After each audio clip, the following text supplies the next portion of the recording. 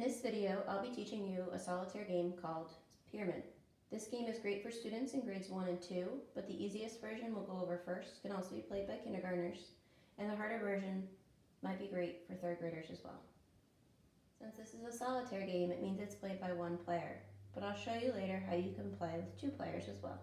In this first version of the game, the easiest, we'll be making pairs of 10, so I've removed the jacks, queens, kings, and jokers. After shuffling the cards, we deal them out so that we form a pyramid, starting with 1 card, then laying 2 on top, 3 on top, 4 on top, etc., until our bottom row has 6 cards on top. We put the remaining cards face down in a pile. Our goal is to make pairs of 10. We want to first see if we can make any pairs of 10 just with our original deal. I noticed that these 5s can be combined to make 10, but I don't see any other pairs of 10 that I can make that aren't covered by other cards. For example, I'd like to use this 9 and ace to make 10. Ace is 1, but this ace is covered by the 5 and the 6, so I can't use it yet. So what I'm going to do is flip 1 card over from my face down pile and see if this will help me make another pair. It will. I can pair it with the 7. I'm going to keep playing, flipping over a card. If this card doesn't help me, I'll flip over another. Here we go, I have another pair.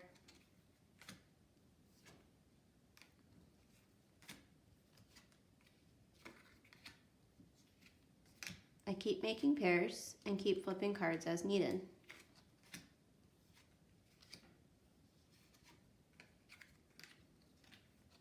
Notice after I uncovered the next pair, this 4, which was still on top, is now helpful to me, so I can use it.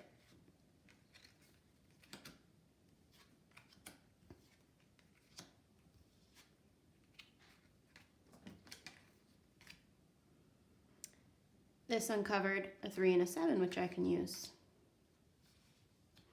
10s can get cleared by themselves. They don't need anything else to equal 10.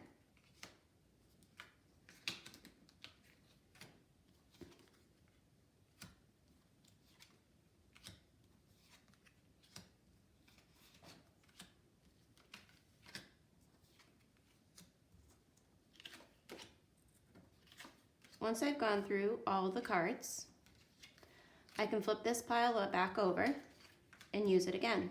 Hopefully it will help me. Really hoping for a 9 here. There we go.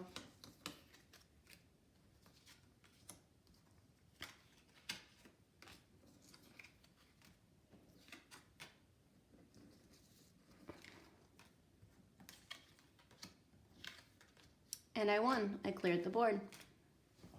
Let's talk about some variations. If I want to also include the jacks in my deals, I can make pairs of 11. If I want to use jacks and queens in my deck, I'll make pairs of 12. And if I want to include all the cards, except for the jokers, including the jacks, queens, and kings, I'll make pairs that equal 13. In all of these versions, jack is 11, queen is 12, and king is 13. If I want to make the game harder, especially as I deal all my cards in up to king, I can also make a 7th row of my pyramid. Here's what your pyramid might look like if you decide to use all the cards and challenge yourself with that bottom row of 7. I also want to show you how you could play this game with a partner. To start off, partners could take turns seeing if they can clear any pairs before using any of the cards in that extra pile. So player 1 might go first, and since we're using the kings here, we'd want to make pairs of 13. So player 1 might choose 8 and 5 and put that in their pile. Player 2 might take this king and put that in their pile. Once there's no more pairs to be made, player 1 flips over a card, and that helps them make this pair of 13. They look to see if they can now make any more pairs. In this case, they can't, so player 2 goes. Player 2's card doesn't help them at all. They lose their turn, back to player 1.